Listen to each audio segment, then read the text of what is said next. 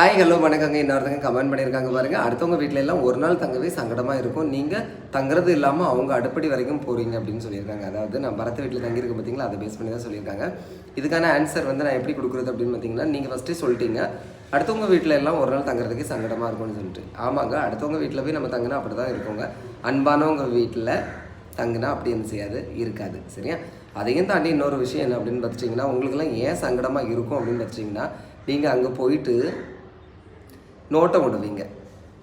இந்த அங்கே என்ன இருக்குது, இங்கே என்ன இருக்குது, அதை எப்படி வாங்கினாங்க, இது எப்படி வாங்கினாங்க அப்படிங்கிற ஒரு எண்ணம் உங்கள் மனசுக்குள்ளே இருக்கும். அதனால தான் உங்களுக்கு அடுத்தவங்க வீட்டில் போய் தங்கணுன்னு எப்படி இருக்கும், ஒரு மாதிரி இருக்கும். இன்னொன்று எப்படின்னு பார்த்துட்டிங்கன்னா, அந்த அடுத்தவங்கன்னு சொல்கிறீங்க பார்த்தீங்களா, அவங்க வந்து நீங்கள் வரதை என்ன செய்ய மாட்டாங்க, விரும்பவும் மாட்டாங்க.